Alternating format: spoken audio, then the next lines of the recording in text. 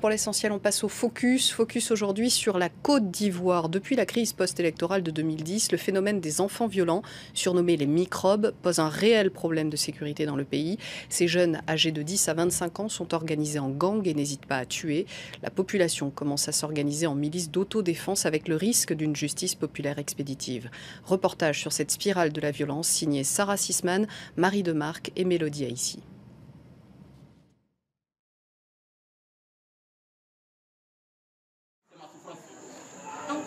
Dans les quartiers nord d'Abidjan,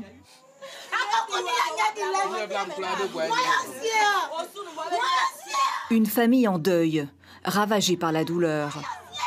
Il pleure un frère, un fils, un père, disparu il y a quelques jours. Un fait divers tragique qui a bouleversé le pays. Yao Ezaï Kofi était policier, il avait 32 ans. Assassiné à la machette par un gang alors qu'il rentrait chez lui. C'est de l'atrocité. On a fait verser son sang. Oui, et là, ça me fait très mal au cœur. Et chaque fois que je vais me rappeler de ça, on l'a égorgé. Chaque fois que je me rappelle de ça, et seulement, c'est une révolte, c'est une vengeance que je ressens. C'est une haine que je ressens. La haine face à ce déferlement de violence devenu banal. On attend tous les jours, les microbes, ils ont tué ces gens, ils ont blessé telle personne ici, ils ont blessé telle personne ici. Les Ivoiriens ne sont pas en sécurité. Les Ivoiriens à tout bord. Sur cette photo, le corps du policier quelques minutes après l'agression. La gorge tranchée, le corps tailladé. La marque de fabrique des microbes, nom donné aux gangs d'adolescents ivoiriens. Une expression tirée d'un film sur deux jeunes criminels des favelas de Rio. À Abidjan, le phénomène est aussi né dans les bidonvilles des quartiers populaires, comme ici, dans la commune d'Abobo. Pendant la crise de 2010, des enfants ont été utilisés comme petites mains par des groupes armés, des enfants de la guerre, aujourd'hui dans la nature. Leur repère le voilà, des bâches cachées dans les bois, un lieu de vente et de consommation de drogue, appelé des fumoirs. J'ai fait mon fumoir à côté de ce trou-là. Voici un des rares à reconnaître tenir un de ces fumoirs. Il dit ne pas être un microbe, mais admet avoir déjà commis des agressions. Un mode opératoire radical, des armes blanches pour inspirer la terreur. Tu as seulement qu'un couteau ou souvent une machette. Si tu as dit que non, donne-moi tout, donc la personne il est effrayé, donc tu remets la chose. Tu as déjà blessé des gens avec une machette? Lui, il est blessé. Avec machette, il est blessé. Mes parents avaient les problèmes de moyens. Et puis, en ce moment, c'est venu trouver que non, la Côte d'Ivoire était dans une crise. Donc là, il a commencé maintenant à agresser, à voler. Pendant l'interview, notre guide rencontre un autre jeune homme dans ce fief de microbes. Non, il n'a pas tué. Tu as blessé? Oui, il a blessé l'homme. À quelques mètres de nous, un ex-milicien tenant des propos délirants et n'hésitant pas à agiter un couteau, une des armes favorites des microbes. Des enfants gangsters qui attaquent en général à la tombée de la nuit. Alors dans les rues d'Abidjan, la riposte nocturne s'organise. Une chasse aux microbes, comme ce soir dans le quartier de Williamsville, ciblé par des attaques ces dernières semaines. En patrouille, une quinzaine de jeunes qui ont monté leur propre groupe d'autodéfense. Je ne peux pas dire qu'on va attendre tout le temps la police pour pouvoir se défendre. Donc la population même a décidé de prendre eux-mêmes leur propre sécurité. On est obligé d'être là. On est obligé de s'asseoir en groupe. Ben, nos parents sont ici. Nos mamans, nos papas, nos petits frères, nos grandes soeurs, tout le monde est là. Ici. Des jeunes rémunérés 75 centimes d'euros par mois par chaque famille du quartier. Le prix à payer pour pouvoir désormais dormir tranquille. Dans cette maison réveillée au milieu de la nuit, un père qui a perdu son fils il y a 3 semaines, tué de 3 coups de couteau pour un simple téléphone portable.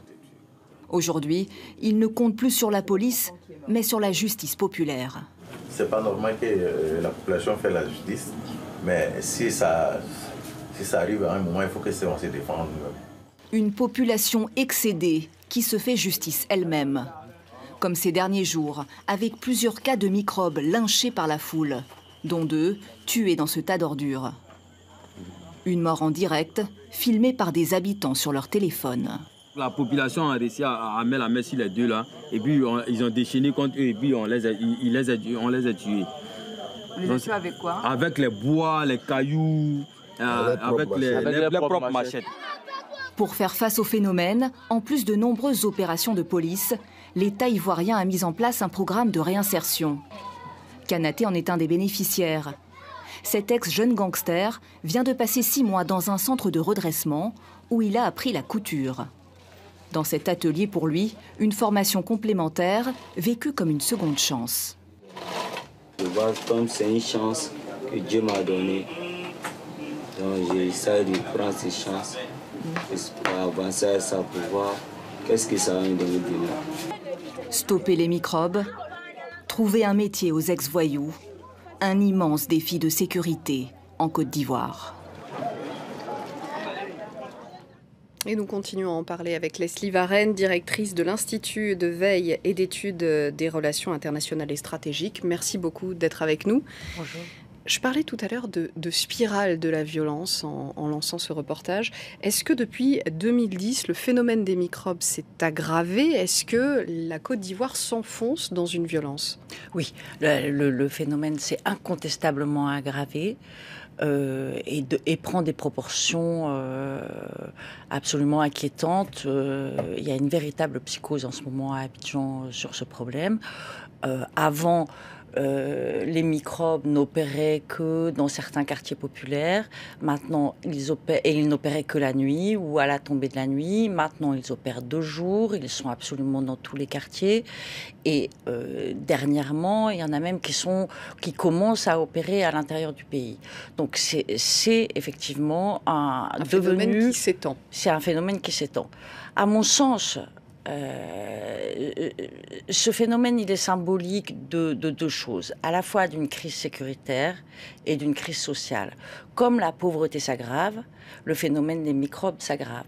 L'année dernière, c'était en début d'année 2017, la police a dit avoir procédé à plus de 9000 arrestations et ils ont fermé à peu près 195 fumoirs, ce qui était important quand même, mais sauf que c'était en janvier 2017 et on est en septembre 2017 et que le phénomène a pris de plus en plus d'ampleur. Alors, le reportage disait que ce phénomène des microbes était né avec la crise post-électorale de 2010. Est-ce qu'aujourd'hui, il y a de nouveaux microbes ou est-ce que ce sont les enfants soldats de cette époque qui sont toujours en train de vieillir et que ce phénomène va s'épuiser de lui-même? Non, ça c'est le phénomène ne s'épuisera pas de lui-même. Au contraire, ça fait boule de neige. Il est vrai qu'au début, c'était des enfants qui avaient moi, je l'ai vu arriver, ce phénomène.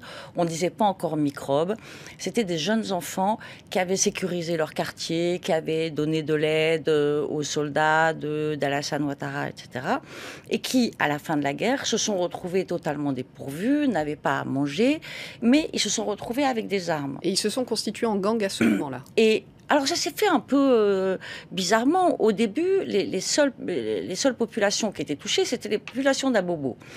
Et je l'ai vu arriver, on n'appelait pas ça microbe. Quand je demandais des nouvelles de ces enfants qui tenaient les murs et faisaient des barricades, j'ai dit, mais est-ce que c'est eux qui veulent? Et on m'a répondu, oui. Et je dis, mais pourquoi on mange? C'était la première question. Qu'est-ce que vous voulez répondre à ça? C'était la première réponse. Pourquoi? Parce qu'on mange. Et puis après, ce phénomène s'est amplifié avec la pauvreté grandissante. Ce phénomène s'est amplifié.